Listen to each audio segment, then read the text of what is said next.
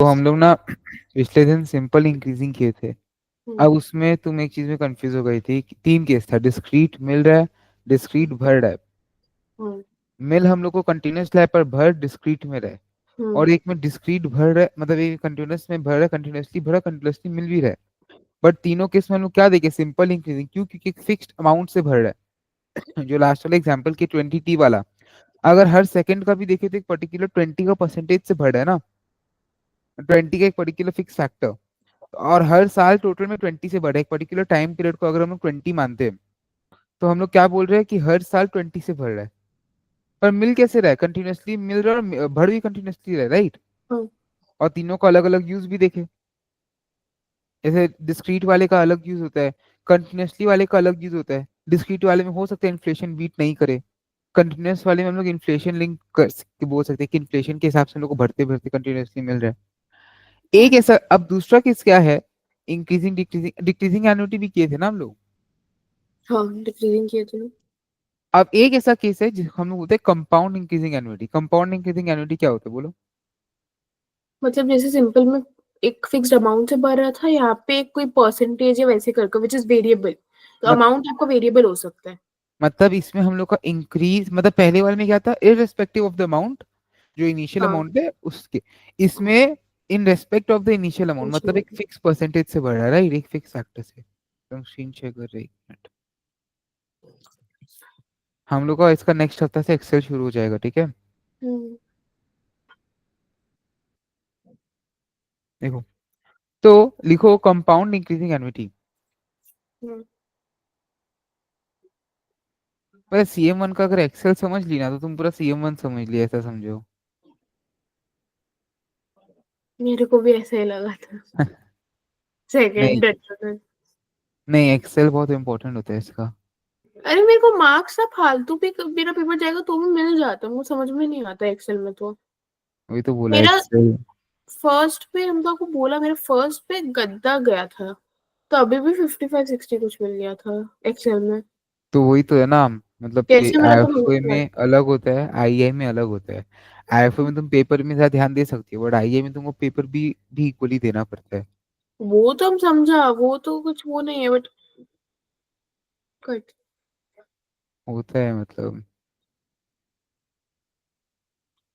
a form of annuity where payments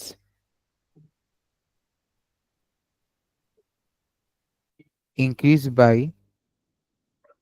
a fixed factor, where payments increase by a fixed factor, ठीक है? मतलब एक percentage हो गया कुछ भी। अब तुम बता सकती हो हम लोग कंपाउंडिंग, जैसे हम लोग तीनों का केस में देखिए क्यों यूज होता है, कंपाउंड इंक्रीजिंग एन्युटी क्यों यूज होगा? मतलब ये भी तो आपका जैसे उसका इन्फ्लेशन वाला चीज था, तो इधर भी तो वही चीज है कि हाँ ठीक है, इन्फ्लेशन है, कुछ है। तो ऐसे समझो, हम्म। एक सिंपल इंक्रीज में क्या होता है, मेरे को पता है कि हर साल एक फिक्स्ड अमाउंट से भर रहा है। बट एक बात बताओ, आज अगर कोई मेरा सामान है 100 का, ठीक है? देखो ध्यान से, 100 का सामान है, वो सामान हो गया 110। अब इन्फ्लेशन क्या होता है, इन्फ्लेशन 100 पे लगेगा नेक्स्ट ईयर का, कि इस पे लगेगा? इन्फ्लेशन तो आपका 100 पे लगेगा ना। नहीं, हम है प्रीवियस ईयर ईयर का। जीरो, टाइम जीरो पे, अच्छा टाइम सॉरी, वन पे, 110 पे, टाइम हाँ। टू पे, अरे अरे। तो 110 पे लगेगा ना। अब जैसे हाँ इन्फ्लेशन हाँ। यहाँ 10%, तो ये क्या हो जाएगा, 121। अब अगर हम्म। सिंपल इंक्रीज है, कोई भी केस ले लो, मेरे को यहाँ मिला 100, मेरे को यहाँ मिला 110, मेरे को यहाँ मिला 120। 30। तो अब समझ आया। पर अगर मेरे को कंपाउंड इंक्रीजिंग मिल रहा है, कंपाउंड इंक्रीजिंग में क्या बोले, फिक्स फैक्टर से भर रहा है। तो अगर कोई मेरे को बोले कि हम तेरे को साल का 10% टका, 10% बढ़ा के देगा, मतलब ये हो जाएगा 110, फिर 110 का मेरा क्या हो जाएगा, 121। तो it is a better annuity in comparison to simple increasing annuity. But better annuity का मतलब क्या है कि उसका प्राइस भी ज्यादा होगा, ठीक है? तो इसका एग्जांपल ये वाला लिख लो, ये लिख लो, इन्फ्लेशन, सिंपल इंक्रीज,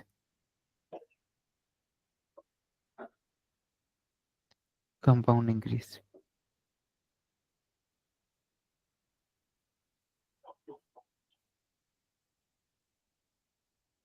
हम्म। देखो, it's like a geometric series It's like a geometric series with the first term a.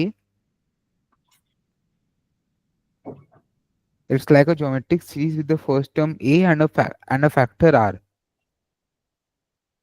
and a factor r. So PV will be, ये जितना भी हम लोग बात करते हैं ना अरियर का बात करते हैं, जब तक हम बोले नहीं एडवांस है मतलब arrear, a v plus a r v square plus dot dot dot up to a r n minus one to power n, ये हो गया है ना। और अगर ये अरियर का होगा तो क्या होगा, नीचे ब्रैकेट में लिख लो, अरियर का होगा तो ए डी यू प्लस, नहीं sorry, a plus a r v plus a r square v square plus dot dot r r n minus one v n minus one, है ना एडवांस का case. अब लिखो, हम लोग देखो दो तरीका से कर सकते हैं, कौन, पीवी निकालना, क्या दो तरीका, सीधा ज्योमेट्रिक सीरीज का फॉर्मूला अप्लाई कर दो, जिसमें हम लोग का क्या हो जाएगा, आर और बी हो जाएगा, जो हम लोग का फिक्स्ड वो जो फैक्टर है आर। या तो दूसरा तरीका क्या होगा, एक नया इंटरेस्ट रेट निकालेंगे और एन्युटी फंक्शन लगा सकते हैं, है ना। दिखाते हैं मेथड वन। एम कैसा बन गया कि ई का हाथ छोड़ रहा है। चलो method one, use use the sum of, method one में हम लोग use the sum of geometric series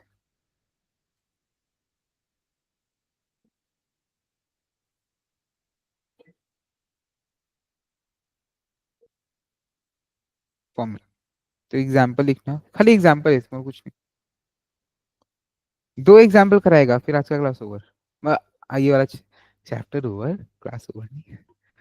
तो अमाउंट 500, फैक्टर लिख लो 3% पर एनम, तुम्हारा आई है 10% पर एनम इफेक्टिव, टाइम तुम्हारा होगा 15 साल। अभी देखो हम लोग का एक मेथड क्या है कि ज्योमेट्रिक सीरीज का सम का फॉर्मूला निकाल लो, तो हम लोग का यहाँ पे पीवी क्या बन जाएगा, पीवी का बोलो। हम लोग पीवी, इसको अरियर ही ले रहे हैं हाँ, एंड इंक्रीज फर्स्ट ईयर से, मतलब क्या, तो 500 500 प्लस 500 इंटू 1.03 वी, अरियर है, 500 v 500 v plus 500 into 1.03 into 1.1 मतलब वी वी स्क्वायर, हाँ वही, plus dot dot dot 500 into 1.03 to the power 14 v to the 50। 15। तो यहाँ पे अपना फर्स्ट टर्म क्या होगा, 500 वी हम्म, ब्रैकेट में 1 प्लस तुम्हारा 1.03 1.03 वी प्लस, जाते जाएगा एक वी निकाली तो 1.03 वी टू द पावर 14, ले लो अब इसका, सब क्या हो जाएगा, 500 वी इंटू, ये क्या होता है, into 1, 1 minus 1.03 v to the power 15 by 1 minus 1, बताओ इसका वैल्यू कितना आ रहा है, यही होगा ना, होगा तो यही, हम खाली पूछ रहे हैं।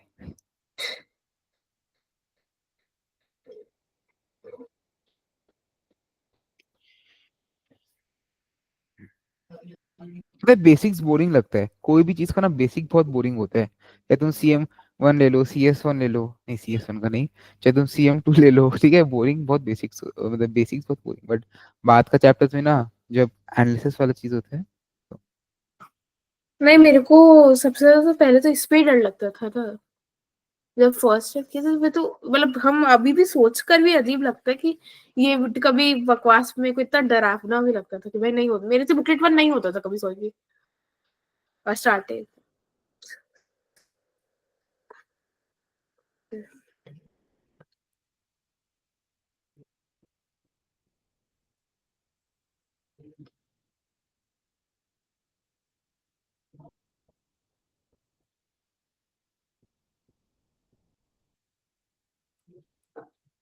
4478.821। 4479 मतलब। हम्म। अच्छा, अब मेथड 2 सेम क्वेश्चन रहेगा, ठीक है। मेथड 2 में सेम क्वेश्चन रहेगा। यहाँ पे लिखो, we we calculate a new rate of interest, we calculate a new rate of interest and use annuity function. We calculate a new rate of interest and use annuity function. ठीक है, same question है, ठीक है, ऊपर वाला। तो इसमें PV क्या हो गया, तुम बोली थी मेरे को, right? PV will be equal to 500 v plus dot dot dot dot 500 into 1.03 to the power 14 14। अब इसको हम क्या बोला कि एक न्यू इंटरेस्ट रेट निकालेंगे।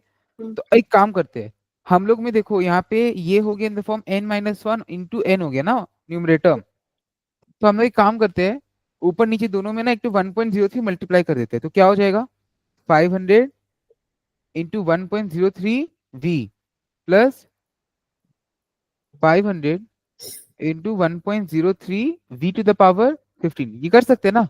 और नीचे में क्या करेंगे, एक तो 1.03 मल्टीप्लाई, ठीक है। अब इसके बाद 1.03 वी तुम्हारा क्या हो जाएगा, बेसिकली 1.03 इंटू 1/1.1। ये क्या आ रहा है बोलो? 0.93636। ये हम लोग का क्या बन गया, ये हम लोग का नया बन जाएगा वी, डिस्काउंटिंग फैक्टर है ना। हम लोग हर एक में ये डिस्काउंटिंग फैक्टर अप्लाई कर सकते हैं। जैसे 500 इंटू ये वाला, ये वी डैश मान लो, इसको वी डैश मान लेते हैं। 500 इंटू ये वाला v dash plus dollar 500 to v dash to the power 15 मान सकते हैं। अब वी क्या होता है बोलो?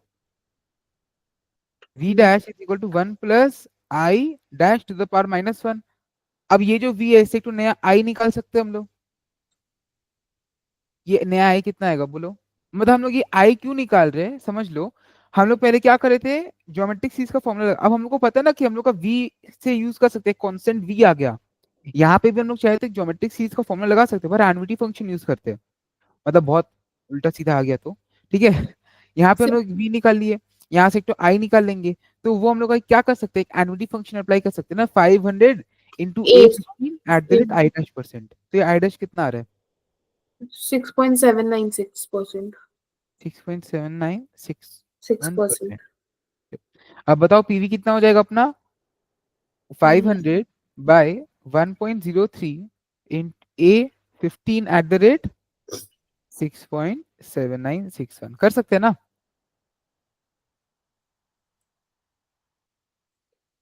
सिंपल, ये दूसरा तरीका है, दोनों इजी है। जो आए माथा में एग्जाम के वो छाप दो, कर दो, छापना तो मत। आंसर सेम ही आएगा, देखो हाँ क्या? कितना। 4478.826 ठीक है, वाला। एकदम समझ आया। चल, तो इसी के साथ हम लोग का जो बेसिक्स का जितना होता है एक चैप्टर छोड़ के वो हो गया समाप्त। ताली बजाओ। चलो, अब हम लोग शुरू करेंगे इक्वेशन ऑफ वैल्यू से। ठीक है, बहुत बेसिक चैप्टर है, बट छोड़ नहीं सकते। एक ही कंसेप्ट यूज होगा बट स्टिल छोड़ नहीं सकते। एक मिनट देना।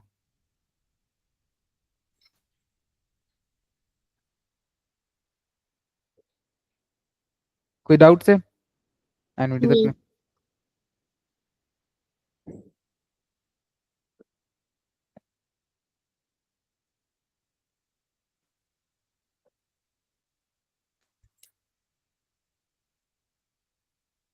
इसका बैक क्वेश्चंस करना है, ठीक है, फिर डाउट्स होगा तो क्लास में कर लेंगे। खैर,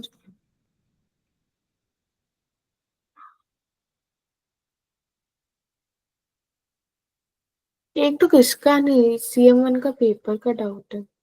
पेपर कहाँ बोलो, स्क्रीन शेयर करो। भेजो क्वेश्चन खाली अरे ऐसे। स्क्रीन, अच्छा मेरे को लिंक दे दो ना, हम खोल लेते अपना में।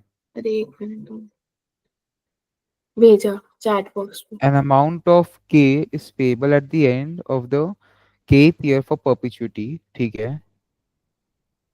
हाँ सिंपली तो एनुअलिटी इन परपेचुइटी का हो गया ना। हाँ। तो ये तुम्हारा इंक्रीजिंग एनुअलिटी इन परपेचुइटी हो गया। हम्म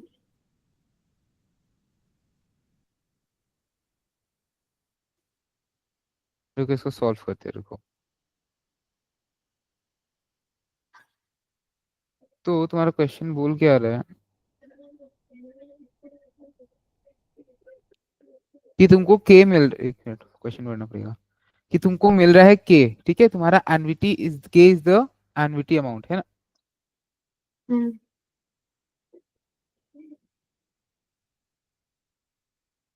के is the annuity amount for the kth year perpetuity तक, के इज द टाइम पीरियड ऐसे, ठीक है, मतलब सम, के इज द टाइम, मतलब तुमको बोल रहा है कि तुमको फॉर के इज इक्वल टू एन्युटी,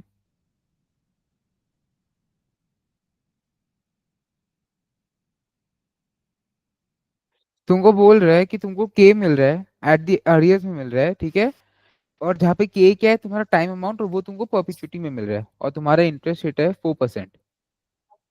तो सबसे पहले तो मेरे को इसका वो बताओ इक्वेशन क्या बनेगा। v plus 2v² plus 3v³ तो प्लस अपना पीवी निकालना है ना, क्या बन जाएगा, v v plus two v plus square 3v² plus three v cube plus dot dot up to infinity. Infinity. अब हम लोग एक बात बताओ, ये जो परपेचुइटी वाला होता है ये सब सम्स हम लोग कैसे सॉल्व करते हैं। ना उसका जो फॉर्मूला ही है ना, क्या, जैसे जो इंक्रीजिंग है बट ये परपेचुइटी में है। ज्योमेट्रिक प्रोग्रेशन से तो कहते GP series, infinite GP series से तो फॉर्मूला क्या होता है। a/1 minus are. पर ए बाय वन माइनस हम लोग कब करते हैं, जब एक फिक्स फैक्टर पर, यहाँ पे एपी सीरीज भी हो रहा है और जीपी सीरीज भी हो रहा है। अच्छा गौर से देखो यहाँ पे एपी सीरीज भी हो रहा है, ट्राई करो, 2 मिनट टाइम ट्राई करो पहले, हम भी सोच रहे तब तक।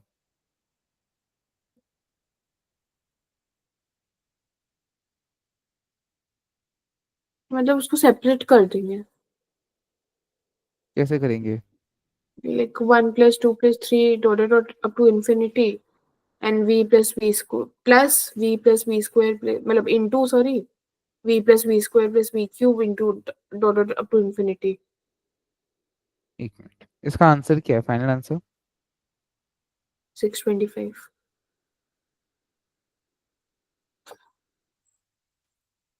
रुको एक मिनट, इसका वो कर रहे हैं,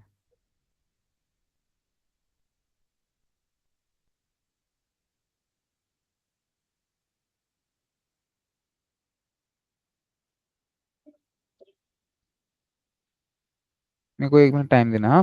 हम्म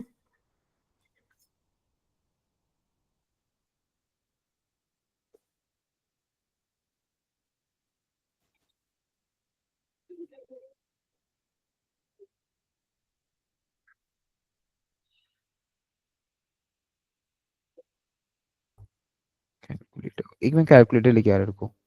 हाँ हाँ।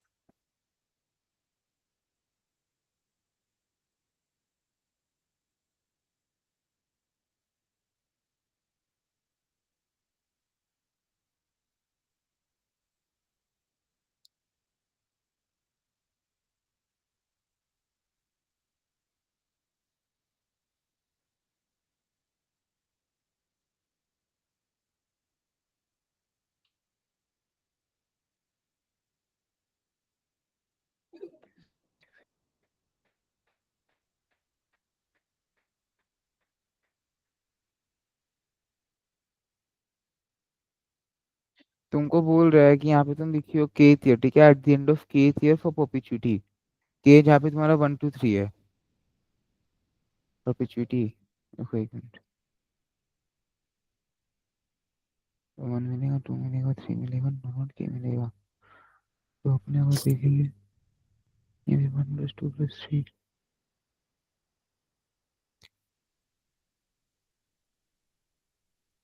एपी और जीपी सीरीज का जब साथ में होता है ना, वो वाला आई गेस फॉर्मूला लगेगा इसमें, जब एपी और जीपी साथ में होता है तो इसमें कन्वेंट में अगर ये भी करते हैं, वन प्लस आई वाला चीज करते हैं तो क्या बन जाएगा, वन।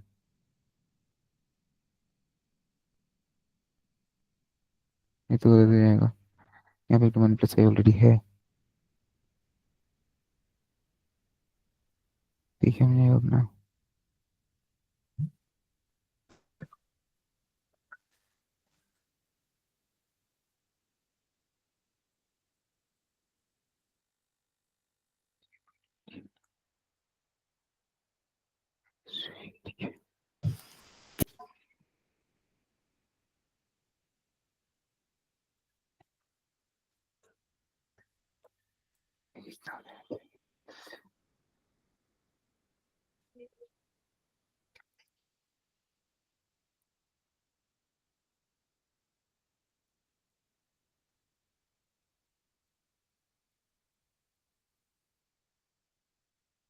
ओ सॉरी, आंसर 625 नहीं 650 है। एक ही बात है। नहीं नहीं, एमसीक्यू में हम 625 मार्क करके रखे थे ना। क्या चीज? एमसीक्यू का क्वेश्चन था, 625 हम मार्क कर आए थे, 650 था आंसर।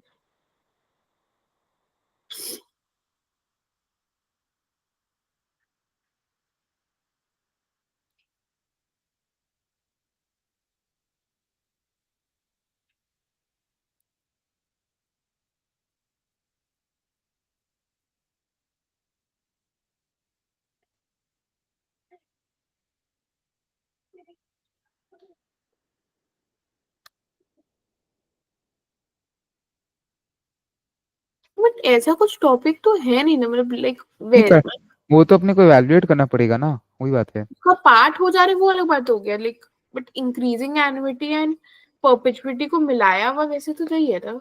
नहीं, अपने तो वैसा मैथ में भी नहीं है और बुकलेट में भी नहीं है। ठीक है ना, ट्राई करते, नया नया चीज सीख रहे तो। हाँ तो वो पेपर 20, वो November 24 का पेपर नया नया चीज ही तो सिखाए हैं। नहीं, बढ़िया तरीका से तो अपना आंसर कुछ और रहेगा। इसको थोड़ा टाइम लेते, रुको, अभी इसको पहले सॉल्व करेंगे, ठीक है, फ्रेश वे। तुम कैसे की थी इसको? हमको एकदम भी नहीं याद है, बट बस मेरे को मेरा आंसर याद है कि हम क्या था? मेरा हम 625 मार्क किया था। तुक्का या सॉल्व करके? नहीं नहीं, सॉल्व किया था, ये सब तो सॉल्व करेगा नहीं, ये सब में तुक्का मारने लगा तो हो गया मेरा पेपर। 50 भी नहीं आता मेरा पेपर में। तो क्या चीज यूज की थी? वो भी, देखो, बट जो मैंने भी आप बोले ना एपीजीपी अलग अलग, हम ये सब कुछ नहीं किया था। तो क्या की थी? इंक्रीजिंग एन्युइटी तो आई ए इंफिनिटी क्या होता है इसका आई ए इन्फिनिटी में तो हम भी किया, वही होगा, बट यहाँ पे इसका आई ए इन्फिनिटी तुम करोगे क्या? ये आई ए इन्फिनिटी अगर तुम करोगी तो तुम्हारा एन तो इन्फिनिटी चला जाएगा, हाँ फिर v to the power infinity तुम्हारा जीरो होगा। एक minute, a due infinity y तुम्हारा आई, ये तो हम भी किया ना अभी। ये वन बाय तुम्हारा क्या हो जाएगा, वन माइनस, नहीं,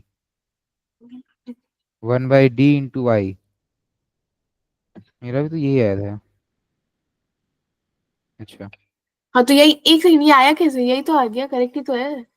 एक मिनट, वन डिवाइड बाई 0.04 का स्क्वायर डिवाइड बाई 1.04। हाँ, तुम्हारा आंसर है तो 650। हाँ यहाँ पे तो हम भी यही किया था, मेरा क्यों नहीं आया? सेम तुम भी किया था। देखो देखो, तुम कुछ गड़बड़, अच्छा, वन माइनस भी तो हम भी यहाँ पे किया था।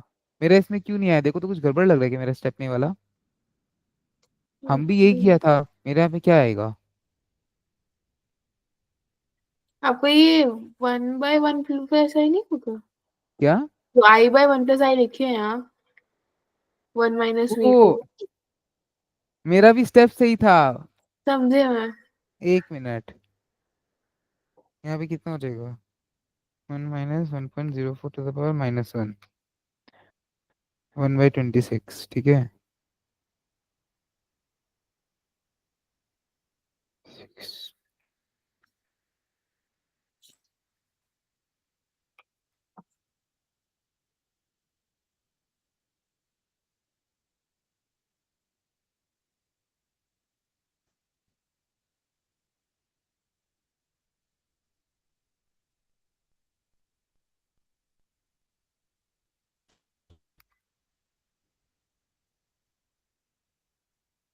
हम्म, बोलोगी तो यहाँ पे हम ये वाला गलती की तो वन। अरे हम नहीं ध्यान दिया था फिर। मेरा भी तो तरीका सही था, नॉर्मल से हम लोग इंक्रीजिंग एनविटी का फॉर्मूला लगा देंगे या तो। वही हम सोचा कि लगना तो यही चाहिए। मेरा आई इतना छोटा है, आंसर तुम्हारा 625 है। समझी क्या करना है यहाँ पे, नॉर्मल या तो इंक्रीजिंग एनविटी का फॉर्मूला लगा दो। नहीं क्या समझा? किया वो नहीं समझ रहे हैं। देखो, पहले मेरे को लगा एपीजीपी लगाना है, ठीक है, हाँ क्वेश्चन पता लगा। फिर जैसे हम ये वाला किया ना, फिर हमको हाँ रियलाइज हुआ आई ए इन्फिनिटी भी तो यूज कर ही सकते हैं। हाँ। ठीक है, आई ए इन्फिनिटी में क्या हो जाएगा, infinity minus infinity v to the power infinity by तुम्हारा आई। आई। हाँ अब ये क्या हो जाएगा, ये चीज तुम्हारा जीरो हो जाएगा क्योंकि ये तुम्हारा क्या है, जीरो। हाँ। तो तुम्हारा क्या बच गया, वन बाय डी इंटू आई। ये डी कहाँ से आया? ए ड्यू इन्फिनिटी क्या होता है, ए बाई डी होता है ना, ए क्या है ओ तुम्हारा अच्छा। वन। क्या हो जाएगा तुम्हारा, हम पता है, इतना तो लगता ही नहीं मेरे को, मेरा यहाँ पे ही आंसर ठीक हो जाता, हम बोला यार ये तो वो तो। आंसर मैच ही नहीं कर रहा। देखना चाहिए यार, मेरे से गलती हो रही है तो कोई बात कोई बात। मेरे को पहले लगा था पता है एपीजीपी लगाना पड़ेगा, फिर मेरे को स्ट्राइक किया कि हम लोग ये तो नॉर्मल तरीका है, यहाँ से इन्फिनिटी इन्फिनिटी करके कर ही सकते हैं। बट फिर ये हुआ नहीं तो मेरे को लगा कि नहीं मेरे दिमाग में ये नहीं, मेरे दिमाग में आई ए इन्फिनिटी ही सबसे पहले में आया था, हमको एकदम अच्छे हाँ से हाँ याद वो था। बट आई हम पता इन्फिनिटी नहीं भी कर कुछ सकते हैं। तो गड़बड़ किए उसके बाद कि मेरे हम 625 मार्क कर आए एंड आंसर 650 था मेरा। आई आई इन्फिनिटी यूज करना है यहाँ पे, ठीक है। वो तो मेरे को श्योर नहीं था ना, इसलिए मैं यहाँ पे पहले देखो फॉर्मूला अप्रोच से कर रहा था। हम्म। मतलब ये सब जब होता है ना, हम पहले फॉर्मूला अप्रोच यूज करते हैं, बाद में फॉर्मूला यूज करते हैं। तो हाँ नहीं सर, इससे पहले एक बेटर होता है, मतलब अभी ये तो फालतू का, मतलब वैसे कुछ वो नहीं करा, हाँ, ये तो निकल गया मतलब वैसे। और ये होता है कि याद रखो या वैसे करके कुछ। क्योंकि फॉर्मूला अप्रोच में तुमको क्यों बोल रहे हैं ना ये सब चीजें फॉर्मूला अप्रोच, क्योंकि तुम अगर ऐसे कंफ्यूज हो जाओगे कि आई ए इन्फिनिटी कैसे यूज कर सकते हैं, बट यहाँ पे देखो v plus v square plus v cube let us suppose, ठीक है, हम्म। ये आ गया टू थ्री। तुमको तो पता है एट द एंड ऑफ के ईयर पेमेंट होना है, बट अगर यहाँ पे तुम कर दो one plus two v plus three v, इसको अगर तुम एक दूसरे से माइनस करोगी, तुमको ये तो पता है ना कि के ईयर वाला के ईयर से माइनस होगा। तो अगर फॉर्म इसको अगर समराइज कर तो जो तुम बोली आई ए इन्फिनिटी ये यूज करना है। एक मिनट, यहाँ पे मेरा क्या आ जाएगा फिर, हाँ ये तो वन बाई डी। देखो, कोई बात नहीं, कंपटीशन करी मेरे से, कोई बात नहीं। और कोई डाउट है, अरे कर लेते अभी। अरे अभी नहीं, अभी वो ये वाला पर्टिकुलर क्वेश्चन मेरे को एकदम नहीं समझ आया, तो वही अब समझ आ गया। समझ गई।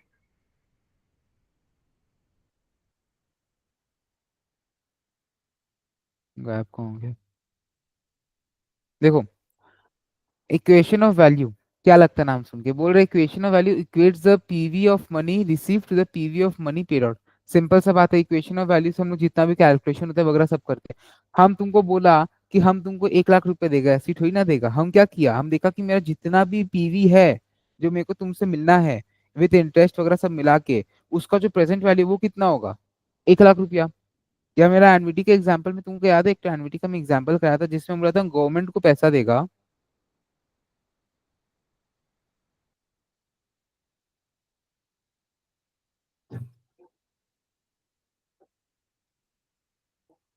हम बोला था हम गवर्नमेंट को पैसा देगा और हमें कॉर्पोरेट कंपनी को पैसा देगा, हम अलग अलग एन्युटी का रेट यूज करेगा, उसके बाद हम डिटरमाइन करेगा हम कितना रुपया देगा आज, है ना, अलग अलग इंटरेस्ट रेट। तो वो क्या हो गया, हम बोला कि मेरे को ये पता है कि मेरे को इससे कितना पीवी मिलना है, मेरे को इसका पेमेंट्स का पीवी कितना होगा, उतना अमाउंट हम इसको देगा। तो बेसिकली इक्वेशन ऑफ वैल्यू क्या बोलते हैं कि आज जो मेरा पीवी ऑफ इनकम होगा फ्यूचर का, that should be equal to PV of outgo, या फिर फ्यूचर में मेरा जितना ही पीवी ऑफ आउटगो होगा उसका income should be equal to आज का पीवी, उसका P should be equal to आज का मेरा जो इनकम है। सिंपल सा है, हम लोग लोन शेड्यूल बनाते हैं, हम लोग टर्म स्ट्रक्चर प्रोजेक्ट अप्रेजल में क्या यूज करते हैं, equation of value. Equation of value को क्या बोलते हैं कि PV of all the inflows minus PV of all the outflows should be equal to zero. अगर ये चीज सच होता है उस केस में हम लोग क्या बोलते हैं, कॉन्ट्रैक्ट में एक कॉन्ट्रैक्ट हम लोग अंडरटेक करते हैं। तो इससे हम लोग को क्या मिल जाता है, fair price to pay for an investment. कि लेट अस सपोज हम एक लोन दे रहे हैं, कितना बोला मेरे को 10% रिटर्न मिलेगा, तो हम ऐसा नहीं कि कोई भी रैंडम लोन का अमाउंट दे देगा, हम क्या बोलेगा कि हम तेरे को इतना रुपया देगा, या फिर ऐसा नहीं कि कोई रैंडम ईएमआई का अमाउंट कि एक काम कर 10% मेरे को 10 साल के दे दे, नहीं। हम क्या करेगा, हम एक ऐसा ईएमआई का अमाउंट बोलेगा जिससे मेरा पीवी ऑफ जितना भी इनकम होगा उस ईएमआई से will be equal to the loan का अमाउंट एट वो interest rate. The fair price to pay for investment such as a fixed interest security और an equity equals the PV of the proceeds from the investment discounted at the rate of interest required by the investor। एकदम simple है, उसका PV at the वो particular rate पे। अच्छा, अलग अलग rate पे मेरा अलग अलग पीवी ऑफ, तो अलग अलग रेट पे मेरा अलग अलग इक्वेशन वैल्यू भी बनेगा। 10% पे हम बोल रहे हैं कि मेरा PV of outgo should be equal 13,000, और 15% पे हम बोल रहे हैं they should be equal to 11,000। तो ऐसा बात नहीं है कि मेरा 13,000 गलत है 11,000 गलत है, मेरा जो इक्वेशन ऑफ वैल्यू के हिसाब से मेरा जो पीवी होगा वो अलग अलग चेंज होगा अकॉर्डिंग टू द रेट।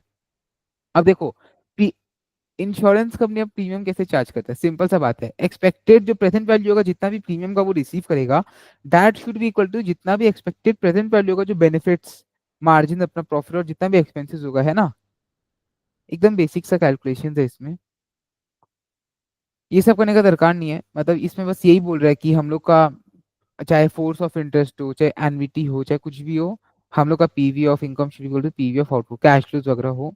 तो इसको एक्चुअली पता है तुम पढ़ सकती हो, ये चैप्टर में ऑनेस्टली बता रहे कुछ करने का है नहीं। इसमें बोल रहा अगर मेरे को ये दे दिया, अगर मेरे को बोल दिया कि ऐसे, मतलब ये क्या है, देखो बेसिकली ये हम लोग को बोल रहा है the latter form is known as equation of value for the rate of the yield. मतलब बोल रहा है मेरा अलग अलग टाइम पीरियड में मेरे को कैश फ्लोज मिल रहे हैं, उन सबका पीवी क्या होगा, वो इंटू उसका वी, वो इंटू उसका वी। यहाँ मेरे को बोल रहा है अगर मेरा रोटी मिल रहा है तो उसका पीवी क्या हो जाएगा, सिंपल सा बात है, देखो जो डिस्काउंटिंग फैक्टर है, इसमें कुछ हार्ड एंड टफ है, कोई भी इसमें नहीं है ना, पर इसके बेसिस पे जो भी होता है वो हार्ड एंड टफ है। तो यहाँ पे क्या बोल रहे हैं, when both discrete and continuous cash flows are present the equation of value is तुम्हारा ये, सिंपल सा है, इसमें ये अप्लाई करेंगे, इसमें ये अप्लाई करेंगे। और अगर मेरे को बोल रहा है कि मेरे को एक पर्टिकुलर रेट, मेरे को एक the equivalent yield equation will भी क्या हो जाएगा, इक्विवेलेंट यील्ड इक्वेशन देखो यहाँ पे क्या बोल रहा है, अगर मेरे को यहाँ पे देखो दोनों के यील्ड क्या होता है, let us understand yield first. Yield होता है कि आज हम कोई प्रोजेक्ट लिया, हम किसी को पैसा दिया, उस पैसा पे हम कितना कमा रहे हैं। लेट अस सपोज हम आज किसी को 1 लाख रुपया दिया, वो मेरे को बोला कि भाई देख हम अगला आने वाला 10 साल, 10 महीना तक हम तेरे को 14,000 करके देगा, ठीक है। पर आने वाला 10 महीना तक 14,000 मतलब टोटल मेरे को दिया 1,40,000। हम्म। तो इसका मतलब ये है कि मेरा यील्ड हो गया 1.4x, 40% यील्ड नहीं। यील्ड कैसे डिटरमाइन होता है, जो पहला पेमेंट का जो पहला महीना का पेमेंट आएगा इंटू उसका डिस्काउंटिंग फैक्टर, दूसरा इंटू वी, तीसरा इंटू वी क्यूब, चौथा इंटू वी टू पावर 4, है ना। अब एक ऐसा रेट जहां पे मेरा इन सब का जो पीवी होगा वो will be equal to 1 lakh, वो मेरा क्या हो गया यील्ड। मतलब मेरा यील्ड क्या हो गया, बोलो, मैं ट्राई करो यील्ड एक्सप्लेन। कि वही मतलब कि आपका जो आप अभी आपका जो भी आप 1 लाख रुपया दिए हो, एंड आपको जैसे आप जो बोले 10 महीना में आपको जो 1,40,000 मिलेगा, बट जो 1,40,000 मिलेगा उसका जो प्रेजेंट वैल्यू होगा अभी, एंड वो हम्म। जिस इंटरेस्ट पे होगा 10 महीने में जितना इंटरेस्ट पे होगा, वो आपका जो इंटरेस्ट है वो आपका यील्ड है। हाँ, मतलब मेरा यील्ड क्या होगा कि एक कांस्टेंट इंटरेस्ट रेट जो मेरा हर टाइम पीरियड पे अप्लाई हो, जिससे मेरा PV of income is equal to PV of outgo, out. वो मेरा क्या हो गया, यील्ड हो गया। मतलब हम उतना पैसा कमा रहे हैं, देखो यहाँ पे वही, ये सब बाद में करेंगे।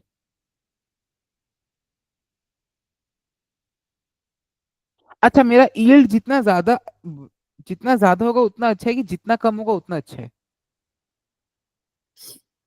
यील्ड जितना हम बोला यील्ड एक ऐसा रेट है जिसमें मेरा जितना भी पीवी ऑफ आउटगो है, late us suppose PV of out, क्योंकि हम आज पैसा लोगों को दे रहे हैं, मेरा जितना भी पीवी ऑफ इनकम है that will be equal to PV of मेरा जो आज आउटगो जा रहा है। लेट अस सपोज यील्ड क्या हो गया, हम बोलते हैं यील्ड यूजुअली क्यों होता है, दिखाने के लिए कि हम लोग कहीं जगह पैसा लगाए हैं, उससे हम लोग कितना कमाए हैं। हम आज 1 लाख लगाया है तो मेरा आज के टर्म्स में मेरा पीवी ऑफ आउटगो और फ्यूचर में मेरा जितना भी इनकम होगा उसको एक पर्टिकुलर एक ही कांस्टेंट डिस्काउंट रेट से हम लोग यूज करेंगे पीवी निकालने का। And PV of all the income, summation of PV of all the income will be equal to the PV of outgo, वो होता है इक्वेशन ऑफ वैल्यू। एंड वो इंटरेस्ट रेट को बोलते हैं यील्ड।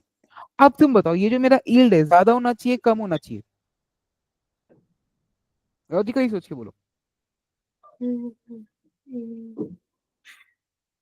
अगर यील्ड और पीवी का तो इनवर्स रिलेशनशिप होता है ना। ये लो यील्ड पीवी और का। पीवी, हाँ तो पीवी हम लोग को कम कर, नहीं पीवी तो देते फिर यील्ड जितना ज्यादा रहेगा, क्यों?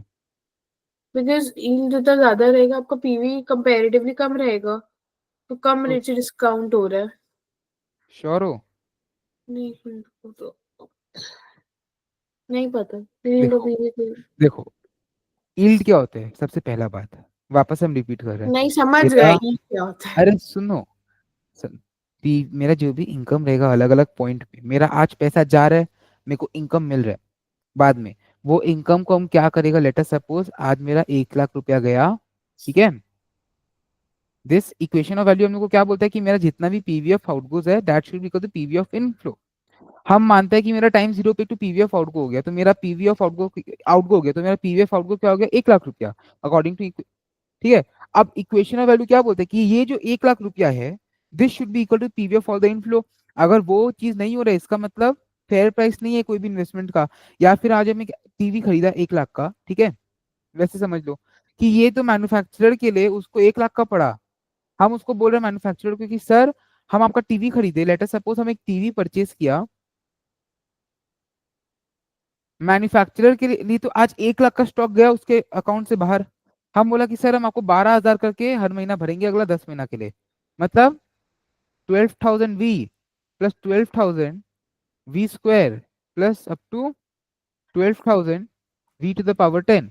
अब एक छोटा सा बात बताना, यील्ड क्या होता है, ये जो रेट है एक कांस्टेंट रेट जो हम हर एक में अप्लाई करेगा, जिससे मेरा ये जो पीवी है वो शुड बी इक्वल टू ये आउटगो वाला पीवी। या फिर अगर एक कस्टमर का बात करें, ये क्या हो गया उसका इनकम, इसका इनकम सोर्स से आउटगो। अब इसके बाद पहले कैलकुलेट करके बताओ मेरे को कितना आ रहा है।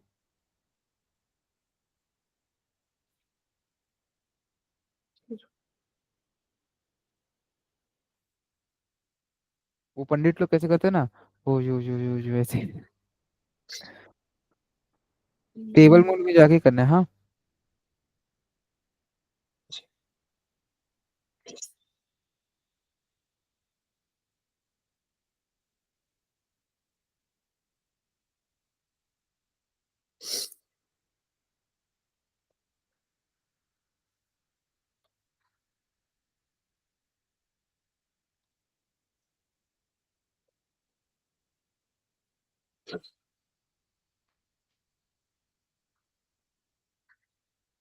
एक रफ आइडिया लेके चलते, ठीक है।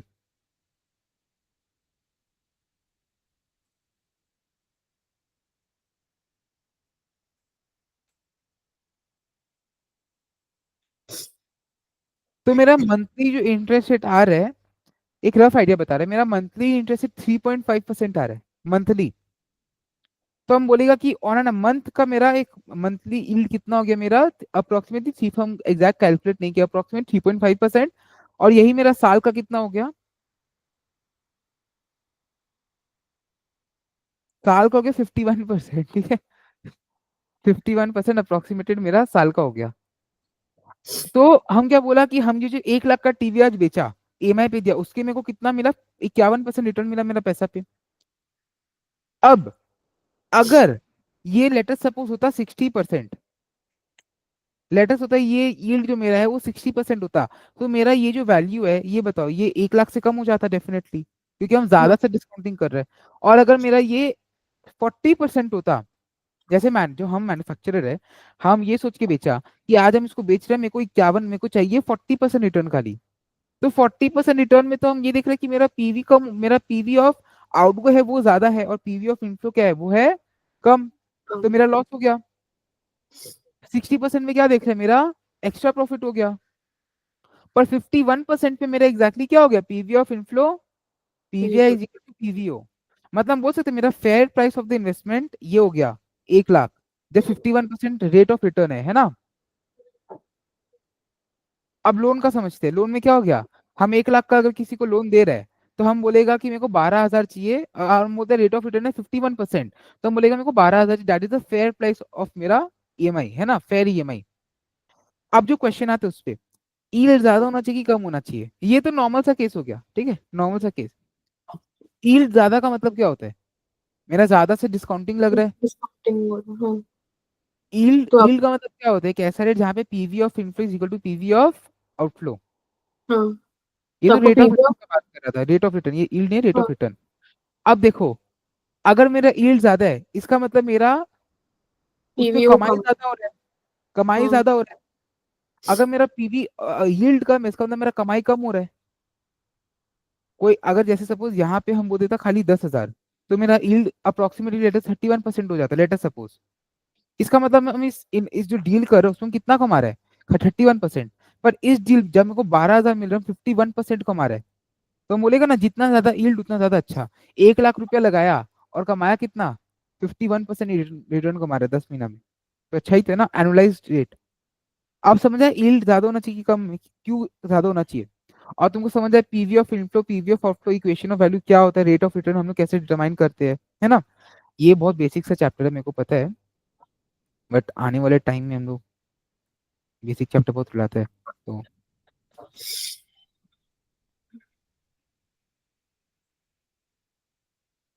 छोड़ो। अच्छा, ये मेरे को पता है, हम लोग कर चुके हैं। इसका 3 अलग अलग चीजें मेरे को करो बता रहे हैं। इक्वेशन ऑफ वैल्यू क्या क्या चीज के लिए यूज होता है, ये अपना कॉपी में अब लिख लो, ठीक है, हल्का सा नोट से। Equation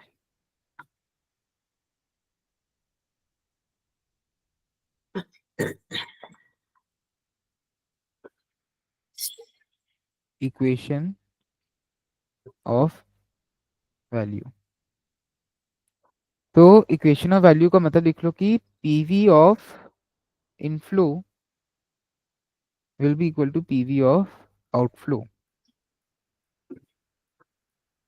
This gives us a fair investment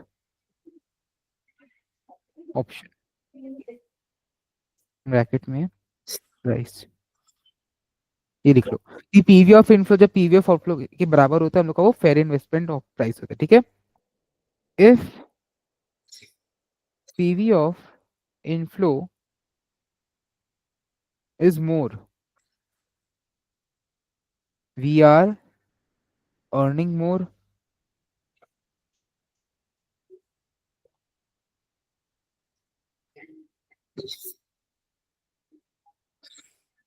if PV of inflow is more, we are earning more, ठीक है। If PV of outflow is more, we are losing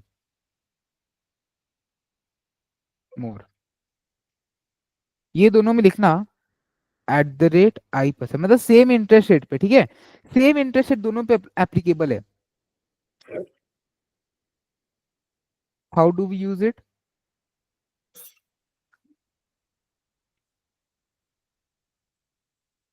देखो, first to calculate yield, second to calculate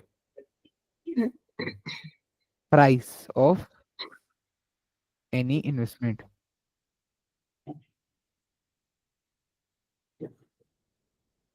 third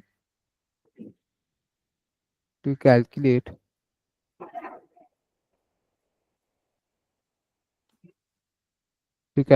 the outflow amount such as EMI, bracket में। तीन चीज के लिए equation of value use होता है।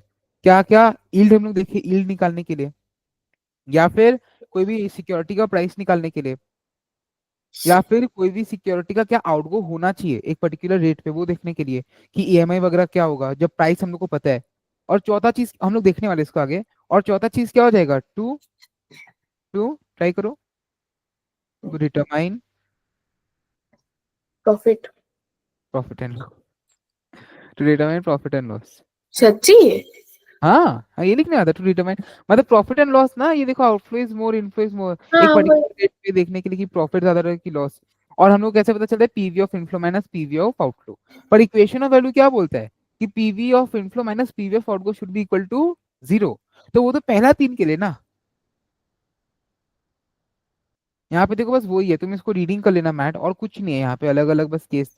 ये देखो यहाँ पे तुमको बोल रहा है कि तुमको इंटरेस्ट रेट नहीं पता, तुमको बोल रहा है इन्वेस्टर पे 100 नाउ, इन्वेस्टर का आउटफ्लो अमाउंट कितना है 100 का। अब तुमको बोल रहा है कि इन्वेस्टर को मिल रहा है 60/5, 60/10। तो इक्वेशन ऑफ वैल्यू के हिसाब से हम लोग को निकालना है इसका आई क्या होगा। तो हम लोग टेबल मोड यूज करते हैं कैलकुलेटर का, ठीक है। सिंपल है एकदम, कुछ नहीं। देखो प्राइस ऑफ सिक्योरिटी निकालने के लिए कैसे, देख लो।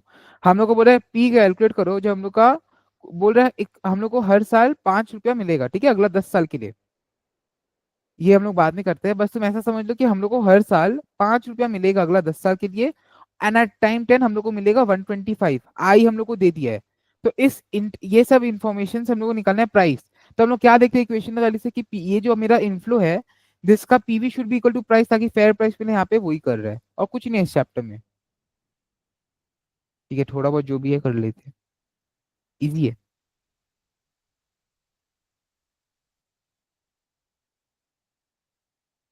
धुंधला दिख रहा है क्या तुमको? आ गया नॉर्मल।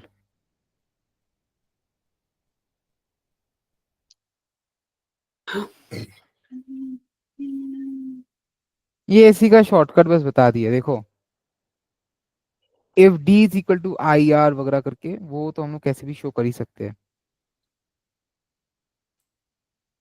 यहाँ पे तुमको बोला है कि अगर एक डी जो हम लोग का, जो हम तुमको ना 5 रुपया हर साल मिल रहा है, तो उसको हम लोग बोलते हैं कूपन पेमेंट। जैसे हम लोग देखे थे जीरो कूपन बॉन्ड क्या होता है क्लास 1 या 2 में, वैसी कूपन बॉन्ड क्या होता है, एक ऐसा बॉन्ड जहाँ पे मेरे को कूपन मिलेगा, और रिडेम्पशन कितना में भी हो सकता है। हम लोग आगे और डीप में करने वाले हैं। ऐसा समझो कि एक हम तुमको पैसा दे रहे हैं, और तुम मेरे को दे रही हो लोन अमाउंट, ठीक है। हम तुमको पैसा दे रहे हैं, और तुम बोल रहे हो कि देखो तुम मेरे को पैसा दे रहे हो, हम तुमको हर साल 5-5 रुपया करके देंगे, और जब 10 साल कंप्लीट हो जाएगा हम तुमको रिडेम्पशन अमाउंट तुम्हारा दे देंगे। तो बोल रहे कि जो 5 रुपया है that is equal to I R, मतलब एक fix percentage of redemption amount. तो यहाँ पे वही है, इसको पढ़ लेना, बहुत इजी है, ठीक है। ये सब मतलब ना बहुत इजी है, ऑनेस्टली बता रहे हैं। यहाँ पे फिर हम लोग को दिखा रहा है कि देखो सब कुछ सेम है। जब 10% था हम लोग का, देखो प्राइस क्या रहा था इस इन्वेस्टमेंट का 10% पे, 78। और अभी क्या आ रहा है प्राइस, अभी हम लोग का at the rate I is equal to 8% पे 125 आ रहा है। ऐसा क्यों? क्योंकि हम लोग कम से डिस्काउंटिंग कर रहे हैं, तो आज पीवी ऑफ इन्फ्लो ज्यादा हो गया, सिंपल से। इस चैप्टर को रीडिंग मान लेने एक बार, ठीक है। अच्छा, हम लोग इसे ये भी निकाल सकते हैं कि हम लोग का रिडेम्पशन कब हो रहा है। कैलकुलेट एन, मतलब देखो तुमको पीवी ऑफ इन्फ्लो दे दिया, ठीक है, 78.92। तुमको बोल दिया कि हर साल तुमको 5 का वो मिलेगा पेमेंट, और eight the end of the time तुमको मिलेगा 125। अब तुमको निकालना है एन, ये जो एन है। वापस से हम लोग इसमें फॉर्मुलाज वगैरह लगाएंगे, टेबल मोड में जाएंगे और कैलकुलेट करेंगे। एक बार कैलकुलेट करके बताओ कितना आ रहा है,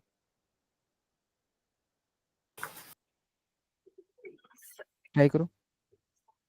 अच्छा सिंपल है, मतलब सिंपल है। यहाँ पे देखो हम लोग का आ गया 10, एग्जैक्ट हम लोग को पता था कि 10 आने वाला है। तो ए एन का फॉर्मूला लगाए यहाँ पे और इसको कैलकुलेट कर लिए, बहुत सिंपल है। बुकलेट में जब सम्स करेंगे ना, बुकलेट में ऐसा सम्स भर्ती पड़ा है। यहाँ पे बेसिकली क्या हुआ देखो, हम लोग पूरा को रीअरेंज कर दिए as v to the power n is equal to 0.38560। वो हम लोग यहाँ से भी कर सकते हैं, ठीक है, यहाँ से भी हम लोग कर सकते हैं, देखो, ठीक है। अब यहाँ से क्या हो जाएगा, 1 + i to the power -n is equal to 0.38560 हो गया है ना। और आई हम लोग को बोला 10% है, तो 1.1 to the power -n is equal to 0.385। अब बताओ यहाँ से क्या करेंगे, लॉग लगा देंगे। लॉग लगाने से क्या होगा, -n इधर आ जाएगा, ln L N 1 is equal to ln ये, और हम लोग का निकल जाएगा आसानी से, सिंपल है।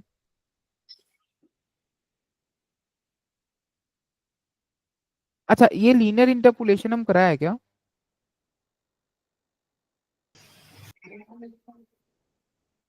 कराए लोग, होंगे।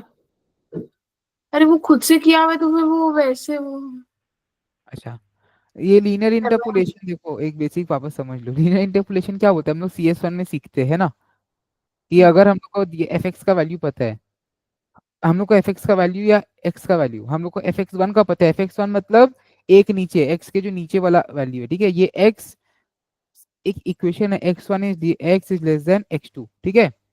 हम लोग को fx2 का वैल्यू पता है, ये दोनों हम लोग को वैल्यू पता है। अब हम लोग को खाली x का वैल्यू निकालना है, तो हम लोग क्या करते हैं कि प्रोपोर्शनेट करते हैं कि x minus x1 by x2 minus x1 is equal to fx minus minus fx1। सी एस हमने किया हुआ एक रिकैप है, fx2 माइनस fx1, सिंपल है। ये एकदम प्रोपोर्शनेट चेंज हो गया ना कि x में क्या चेंज होगा और fx में क्या चेंज होगा, दोनों इक्वल होना चाहिए के हिसाब से। अब यहाँ पे वही कर रहा है, अगर हम लोग को price of security eight I1 पता है, price of security eight I2 पता है, तो आई पे हम लोग को निकालने में प्रॉब्लम नहीं होना चाहिए। वही बोल रहे हैं यहाँ पे, देख लेना, इन सबको ट्राई करना, ठीक है।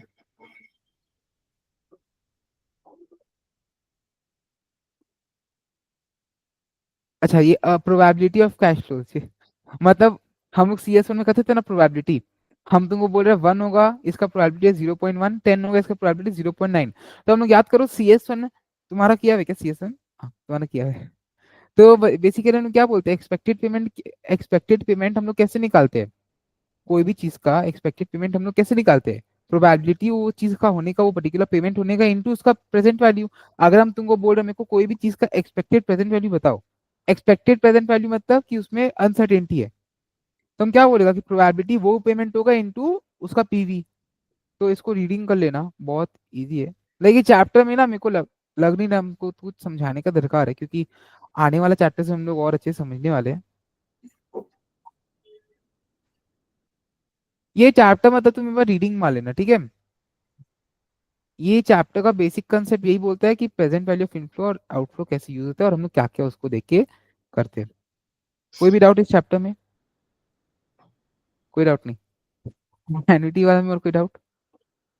इस चैप्टर में कोई भी डाउट होगा नहीं, क्वेश्चन वैल्यू का मैथ रीड कर लेना, पर ठीक है, मस्ती नहीं करे, पूरा मैथ रीड कर लेना, क्योंकि इससे तुमको एक बेसिक ओवरव्यू मिल जाएगा हम लोग सिटी 1 में करने के वाले हैं। और इस चैप्टर को हम कराएगा नहीं, मतलब ये बहुत इजी चैप्टर है, हम तुमको एक बेसिक ओवरव्यू दे दिया है। इस चैप्टर में और कुछ नहीं है, नोट्स भी नहीं बना सकती हो, बस एक रीडिंग ही मारना है छोटा सा और समझ आ जाएगा। क्योंकि ये इस चैप्टर में जो भी कर रखे ना, आने वाला चैप्टर से हम लोग सब करने वाले हैं, ठीक है। बोलो कोई डाउट? ठीक है। CB2 में कोई डाउट?